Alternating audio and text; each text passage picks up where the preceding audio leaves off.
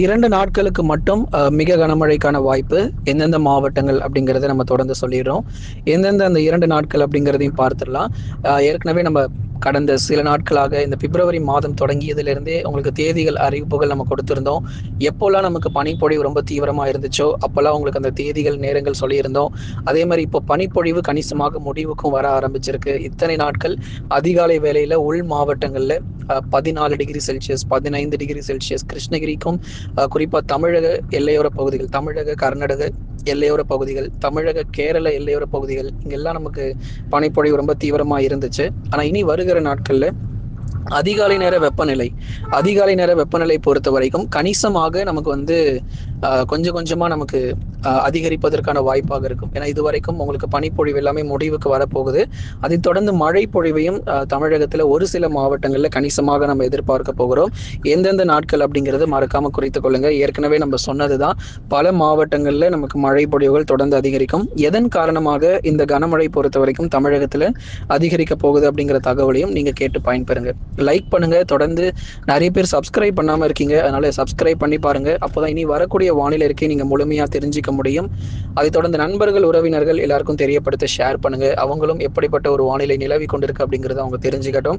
தென் தமிழகம் மற்றும் தெற்கு கேரளா பகுதிகளின் மேல் ஒரு வளிமண்டல மேலடுக்கு சுழற்சி பொறுத்த வரைக்கும் நிலவி கொண்டிருக்கு. அதனால தென் தமிழ்நாடு மற்றும் தெற்கு கேரளா பகுதிகளின் மேல் ஒரு வளிமண்டல மேலடுக்கு சுழற்சி பொறுத்த வரைக்கும் நிலவி கொண்டிருக்கு. இதன் காரணமாகவே கணிசமாக நமக்கு மழை பொழிவுகள் தமிழகத்துல வந்து நம்ம எதிர்பார்க்கிறோம். அதனால தென் மாவட்டங்கள், குறிப்பாக தென் மாவட்டத்தில் இருக்கக்கூடிய அநேக இடங்கள் கன முதல் மிக கனமழை வரைக்கும் தென் மாவட்டத்தில் பல பகுதிகளில் மழை வாய்ப்புகள் தீவிரம் அடையும்.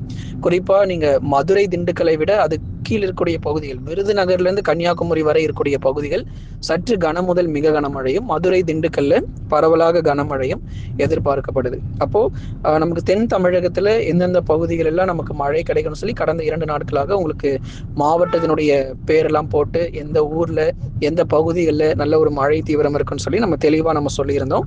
அதே தான் நம்ம அடுத்து வரக்கூடிய இந்த 2 நாட்கள், இந்த சனிக்கிழமை, ஞாயிற்றுக்கிழமை மற்றும் திங்கட்கிழமை, இந்த 3 நாட்களுமே நல்ல ஒரு வலுவான கனமழை பொழிவாக இன்று முதலாக நமக்கு மழையினுடைய தீவிரம் மாவட்டங்கள்ல அதிகரிக்க தொடங்கிடும். தூத்துக்குடி மாவட்டம், முதலாவதாக தூத்துக்குடி, திருநெல்வேலி மாவட்டம், கன்னியாகுமரியில விருதுநகர் போன்ற, அதை நம்ம சொல்லியிருந்தோம் இல்லையா, தென் மாவட்டத்தினுடைய கடலோரம் மற்றும் கடல் ஒட்டி இருக்கக்கூடிய பகுதிகளும், அதே மாதிரி விருதுநகர், தேனி, தென்காசி போன்ற பகுதிகளும் நல்ல ஒரு மழை பொழிவு தீவிரமாக கிடைப்பதற்காக சாதகமான சூழ்நிலை ஏற்பட்டிருக்கு. தூத்துக்குடி மாவட்டத்துல பல இடங்களிலும் நமக்கு எத்தனை சென்டிமீட்டர் மழை எதிர்பார்க்கலாம்னு கேட்டிருந்தாங்க. தென் மாவட்டத்துல குறிப்பா தூத்துக்குடி, திருநெல்வேலி, கன்னியாகுமரி, விருதுநகர், தேனி, தென்காசி உள்ளிட்ட இடங்கள்ல எத்தனை சென்டிமீட்டர் வரைக்கும் நமக்கு மழை பதிவாகிறதுக்கான வாய்ப்பு இருக்கும் அப்படின்னு சொல்லி கேட்டிருந்தாங்க. அது ஏற்கனவே நம்ம சொல்லியிருந்தோம். 10 முதல் 15 சென்டிமீட்டர் மழை வரைக்கும் தென் மாவட்டத்துல. அதுதான் அந்த கன முதல் மிக கனமழைங்கிறது வந்து தென் மாவட்டங்கள்ல வந்து பதிவாகும். அடுத்ததாக குறிப்பா தென் மாவட்டங்கள்ல இந்த மிக கனமழை 10 முதல் 15 சென்டிமீட்டர் மழை வரைக்கும் எதிர்பார்க்கப்படுது. தூத்துக்குடி மாவட்டத்தினுடைய கடலோர பகுதிகள், திருநெல்வேலி மாவட்டம், கன்னியாகுமரி மாவட்டத்திலும் பல இடங்களிலும் வலுவான மழை பொழிவுகள் எதிர்பார்க்க முடியும். விருதுநகர்ல சிவகாசி, அருப்புக்கோட்டை, ஸ்ரீவில்லிபுத்தூர் மற்றும் ராஜபாளையம் உள்ளிட்ட இடங்களிலும் பரவலான கனமழை பொறுத்த வரைக்கும் எதிர்பார்க்கலாம். அடுத்ததா மதுரை, திண்டுக்கல் மற்றும் ராமநாதபுரத்துல சில இடங்கள்ல நமக்கு மிதமான மழை மற்றும் கனமழையாக பகுதியாக பதிவாகிறதுக்கான வாய்ப்பாக எதிர்பார்க்கப்படுது. அறிவிக்கப்படாத மற்ற மாவட்டங்கள், இப்ப தென் மாவட்டங்கள் நம்ம சொல்லியிருந்தோம் எந்தெந்த பகுதிகளில் நமக்கு மழை வந்து கன முதல் மிக கனமழை இருக்கும் அப்படிங்கிறத நம்ம தெளிவுபடுத்தி நம்ம சொல்லியிருந்தோம். அறிவிக்கப்படாத மற்ற மாவட்டங்கள், குறிப்பா நம்ம வட தமிழக கடலோர பகுதிகள், டெல்டா மாவட்டங்கள், இங்கெல்லாம் நமக்கு மழையினுடைய தீவிரம் இருக்குமா அப்படின்னு கேட்டிருந்தாங்க. ஏன்னா இது வந்து ஒரு வடகிழக்கு பருவமழையா இருந்திருந்தா ஒரே நேரத்துல எல்லா பகுதிகளிலும் எல்லா மாவட்டங்களிலும் நமக்கு மழை நம்ம சொல்லியிருக்கலாம். இது வடகிழக்கு பருவக்காற்று கிடையாது. ஏற்கனவே நமக்கு வடகிழக்கு பருவமழை பொறுத்த வரைக்கும் முடிஞ்சிருச்சு. தற்போது அதனுடைய காற்றுடைய திசைகள்ல மாற்றங்கள் ஏற்பட்டு வருது. இது வந்து ஏற்கனவே இந்த வானிலை அறிக்கை ஆரம்பத்திலே நம்ம சொல்லியிருந்தோம். இது வந்து ஒரு சாதாரண ஒரு மேலடுக்கு சுழற்சி, அவ்வளவுதான். இது வந்து ஒரு மேலடுக்கு சுழற்சியாகவே நம்ம பார்க்கிறோம். இந்த மேலடுக்கு சுழற்சி பொறுத்த வரைக்கும் தென் தமிழகம் மற்றும் தெற்கு கேரளா பகுதிகளின் மேல் ஒரு வளிமண்டல ஒரு மேலடுக்கு சுழற்சியாகவே தான் இது இருக்கிறது. அதனால இது வந்து ஒரு சுழற்சியாகவே நம்ம வந்து தொடர்ந்து பார்த்து கொண்டிருக்கிறோம். வட தமிழக கடலோர மாவட்டத்தில் இருக்கக்கூடிய சென்னை, திருவள்ளூர், காஞ்சிபுரம், செங்கல்பட்டு, விழுப்புரம், கடலூர், புதுச்சேரி மற்றும் காரைக்காலில் பொதுவாக வானம் ஓரளவு மேகமூட்டமும், கடலோர பகுதிகளில் லேசான மழை பொழிவாக சில நேரங்கள் எதிர்பார்க்கலாம். வரக்கூடிய இந்த சனிக்கிழமை மற்றும் ஞாயிற்றுக்கிழமைகளில் மாலை அல்லது இரவு நேரத்தில் மட்டும் சில பகுதிகளில் லேசானதிலிருந்து மிதமான மழை மட்டும் பதிவாகிறதுக்கான வாய்ப்புண்டு.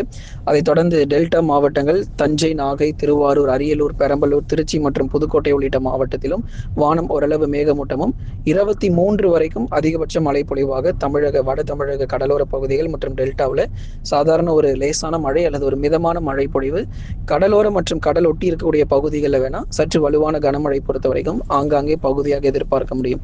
மற்றபடி இந்த சுற்று மழை தென் மாவட்டங்களுக்கு தான் அதிக மழை பொழிவை தவிர வட தமிழ்நாட்டில் பெரிதளவில் நமக்கு மழை தீவிரம் இருக்க போகிறது கிடையாது. அதே மாதிரி வட தமிழக உள் மாவட்டங்கள் குறிப்பாக வேலூர், திருப்பத்தூர், ராணிப்பேட்டை, திருவண்ணாமலை, கிருஷ்ணகிரி, தருமபுரி, சேலம், நாமக்கல், கரூர், திருப்பூர், ஈரோடு இந்த பகுதிகளில் பெரிதளவில் நமக்கு மழை வாய்ப்புகளும் இருக்க போறதில்லை. ஏற்கனவே அதிகாலையில் இருந்த பனிப்பொழிவும் இப்போ கொஞ்சம் கொஞ்சமாக நமக்கு முடிவுக்கு வர ஆரம்பிச்சிடும். பனிப்பொழிவுகள் பொறுத்த வரைக்கும் இப்போவே நமக்கு நிறைய இடங்கள்ல அதிகாலை நேர வெப்பநிலை பொறுத்த வரைக்கும் 18 டிகிரி செல்சியஸ்ல இருந்து 20 டிகிரி செல்சியஸ் வரைக்கும் அதிகாலை வெப்பநிலையா நம்ம மாறி இருக்கு. அதனால இந்த மார்ச் முதல் வாரத்திலிருந்து காலை நேர பனிப்பொழிவுகள் எல்லாமே குறைந்து பகல் நேரங்களில் வெயிலுடைய தாக்கம் பொறுத்த வரைக்கும் அதிகரிக்க ஆரம்பிக்கும். இந்த வருஷம் நமக்கு கோடை காலம் பொறுத்த வரைக்கும் சீக்கிரமாகவே நமக்கு தொடங்குறதுக்கான சாதகமான சூழ்நிலையும் இருக்கு. ஏன்னா தொடர்ந்து எல்னினோ பொறுத்த வரைக்கும் அதனுடைய தாக்கம் எப்படி இருக்கும் அப்படின்னு சிலர் கேட்டிருந்தீங்க. எல்னினோ பொறுத்த வரைக்கும் இந்த வருஷம் ஏப்ரல், மே, ஜூன் போன்ற காலகட்டங்களில் தொடங்கலாம் என்ற எதிர்பார்ப்புகளும் இருக்கு. ஏன்னா இந்த எல்னினோ வந்துருச்சு அப்படின்னா தென்மேற்கு பருவமழை அடுத்து வரக்கூடிய தென்மேற்கு பருவமழை பொறுத்த வரைக்கும் குறைந்து காணப்படும். வடகிழக்கு பருவமழை இந்த வருஷம் இருக்கக்கூடிய அக்டோபர், நவம்பர், டிசம்பர்ல அதிகப்படியான மழை பொழிவுகளை நம்ம எதிர்பார்க்கலாம். அதனால தொடர்ந்து தீவிரமான கண்காணிக்கப்பட்டு வருது. எப்படிப்பட்ட ஒரு வானிலை அமைப்புகள் வரக்கூடிய தென்மேற்கு பருவமழையும் அடுத்து வரக்கூடிய வடகிழக்கு பருவமழையும் எப்படி இருக்கும் என்பது குறித்து நிச்சயமா இனி வருகிற நாட்கள்ல கண்டிப்பா உங்களுக்கு நம்ம சொல்றோம். மேற்கு தொடர்ச்சி மலையொட்டிய மாவட்டங்கள்ல குறிப்பா நீலகிரி, கோயம்புத்தூர்ல பொதுவாக வான மேகமூட்டமும் நமக்கு இயல்பான ஒரு வானிலையாக இருக்கும். பெரிதளவில் நமக்கு மழை தீவிரம் ஒரு லேசான மழை வேணா எதிர்பார்க்கலாம். மற்றபடி நமக்கு பெரிதளவுல மழை தீவிரம் கிடையாது. தேனி மற்றும் தென்காசி மாவட்டங்கள் குறிப்பா தேனி மற்றும் தென்காசி மாவட்டங்கள் குறிப்பா தேனி மாவட்டத்தில் இருக்கக்கூடிய பெரியகுளம், திருநெல்வேலி மாவட்டத்தினுடைய மேற்கு பகுதி ஆலங்குளம், அம்பாசமுத்திரம், தேனி மாவட்டத்தில் இருக்கக்கூடிய பெரியகுளம், கம்பம், போடிநாயகனூர் அதன் சுற்றுவட்டார பகுதிகளிலும் தென்காசி மாவட்டங்களிலும் அவ்வப்போது பரவலான மழை பொழிவு வருகிற திங்கட்கிழமை வரைக்கும் விட்டு அவ்வப்போது மிதமானதிலிருந்து கனமழையாக எதிர்பாருங்க. கன்னியாகுமரி மாவட்டத்திலையும் சில இடங்கள்ல பரவலான மழை பொழிவுகள் தொடர்ந்து காணப்படும். அப்போ மேற்கு தொடர்ச்சி மலையொட்டிய மாவட்டங்கள்ல வேணா இந்த 3 நாட்களுக்கு கொஞ்சம் மழை பொழிவு எதிர்பார்க்கலாம். அதற்கு பிறகு 24ஆம் தேதியிலிருந்து வரக்கூடிய ஒவ்வொரு நாட்களிலும் பகல் நேர வெப்பநிலை அதிகரிக்குமே தவிர மழையினுடைய தீவிரம் பொறுத்தவரை அதிகமாக இருக்க வாய்ப்புகள் கிடையாது அப்படிங்கிறதையும் நம்ம சொல்லிடுறோம். நீங்க நண்பர்களே தொடர்ந்து ஒவ்வொரு நாளும் வானிலை அறிக்கையை கேட்டு நீங்க பயன்பெறுங்க.